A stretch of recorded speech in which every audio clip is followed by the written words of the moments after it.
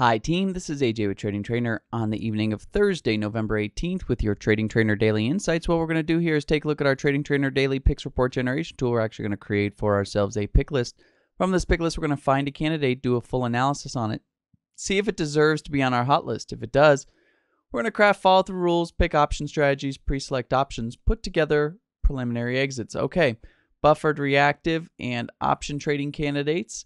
We had a move up today again. It may be, if you watched our broad market analysis, it may be a little bit too premature to be jumping in. But actually, even before I go this far, I want to show you something really interesting. So let's go ahead to display report here. And let's take a look at what's going on here. So the market is doing something like this. In fact, let me show you an image just very quickly. We've got this confirmed uptrend in the market, and then we pulled back, and now we're just coming up here, and we're triggering our reactive trend continuation template to tell us that we're on an upswing. The shaken and the buffered have not yet gotten to that point yet. In fact, if you use the counting method to determine a market bottom, we're still days away from confirming this uptrend. The trend continuation template would tell us that there's a swing up. Of course, our short-term trend template is not out of the game. It would show us a swing down, and our pattern alteration template would say that we're going to hit resistance up here and come on back down. And so if you go ahead, and let me get this out of the way here. If you go ahead and take a look here, you can start to see this. The reactive is kicking in. In some cases, even the shaken is kicking in some cases. In one case, the shaken is kicking in. Buffered is still triggered. At the same time, our short-term trend following template is still very much showing bullishness. There's a little bit, bearishness, a little bit of bullishness. In fact, if I go ahead and do a master sort on the short-term trend test, you'll see this a little bit better. There's a little bit of the short-term trend test going our way with the bulls, but most of it's still saying it's on its way down. And then if you come on over here, you can start to see that there's a ton of candidates that are moving sideways. And you can see that right here. A lot of channeling going on, a lot of sideways motion. And you can see that the bar count is still, in many cases, premature. And that's just because that sideways motion is just starting. So with all of that said, it's still a little premature, especially if you're going to be doing any kind of trend following. But at the same time, I do want to point out a ticker, the one that's showing up on both the shaken and on the reactive, and it's triggered on the buffered. It's called ticker AMG, and if you go ahead and highlight it, Affiliated Managers Group.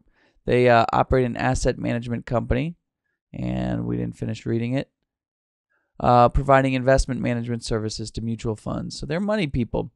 And you can see here they're trading at a nice price up in the high 80s. So what I'd like to do at this point is I'd like to just back us up and take a closer look at volume and trends with respect to AMG. So here's AMG. Volume is up. That's nice for a trend follower. And you can see that this is still following the pattern that we just drew a picture of, which is we're either testing a long-term trend with the short-term bear trend, or we've seen a top. So let's take a look at the chart and see what the template is telling us. And then I'll expand this to full screen as soon as the data feed loads. So with respect to our reactive template, if we first remove our simple moving averages and go right to a line on close graph, you can see that long-term trend I was talking about almost for 2.5 months. Then we go to here and we go ahead and pull back in our 30-day simple moving average. You can see that the 30-day simple moving average agrees with us on that trend. You can see that we had a pullback on the Williams percent R, and now we had a close above the 7-day. That is our template, but now we have to look for validation. So as I kind of zoom in here looking for validation, a couple of different tools we can use. First of all, there is heavy resistance that we need to worry about, roughly at about $91. And we're down here at 88.70. So that might be something we need to think about, is that level of resistance moving from 88.70 to 91. If you use an at the money option, may make you a little bit of money, but it's getting above 90 where that swing's really going to count. A couple of other things. We don't have a double bottom. We can take a look at our buffer template. So if we go ahead and go to the 40-day supports the trend, and we'll pull up the MACD and we'll pull up the slow stochastics. Give the slow stochastics a moment to jog in here. There it is. So the slow stochastics did pull back enough to give us that trigger, which is what that table told us. And now what we're looking for is the MACD to make a crossing. And as you can see here, that I want to get away from using a straight line and move to a trend line. There we go. That the MACD divergence is actually trending up, which means that the MACD is getting closer to crossing the MACD average, which is our signal. So that backs us up. So we've got a Western, if you will, template backing us up. I'm going to go back to my reactive template. Okay, and then the other piece of the puzzle, of course, is that we do have some heavy overhead resistance. And looking at this, we've got a nice candle pattern telling us that we are on the up, but we also had a nice candle pattern telling us about that resistance. Still, I think we're going to go ahead and set up on this, look for follow through tomorrow. I think we're going to have to be leery of $91, perhaps take our profits after only making a few points a gain if we don't see, the validation that we're going to go through that. So let's go ahead and take my notes here and make some. We'll go ahead and substitute in AMG for our ticker. We're going to evaluate this during professional hour. We'll make sure that AMG is trending up above today's high, which was 89.10. We'll make sure that the index, let's go ahead and evaluate AMG with respect to the New York Stock Exchange Composite Index.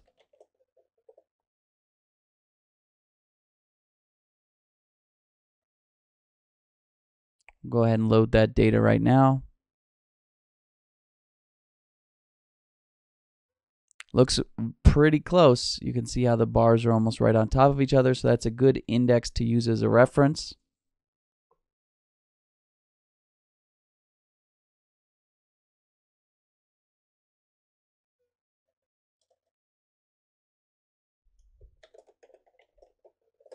And the previous day close was 7,620 and 12. And then we'll say that AMG is forming an S bar, and we'll make sure that the New York Stock Exchange Composite Index is getting some money flowing in it tomorrow afternoon during professional hour. We'll make sure it's trending up on 5-minute bars going into and during professional hour.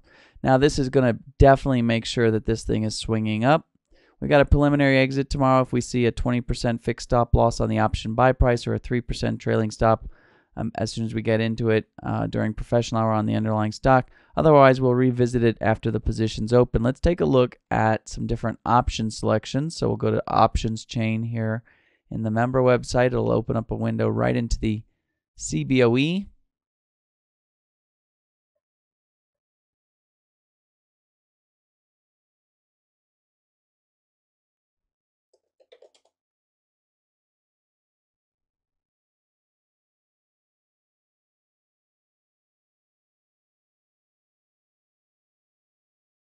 Okay. Oh, not much open interest. Let's see. December, January is the leap, but December and then March. Let's go all the way out to March. Let's also look at the leap at January. And we're looking to get in at 89.10. So let's look at an 85, which would be somewhat deeper in the money. And it looks like we've got enough liquidity on either one. It doesn't actually cost us much more to go out to 780 to go out to the March. So I'm going to do that. So I'm going to say AMG, and I'm going to say March 85 call. And that's all I've got for you. Please take care.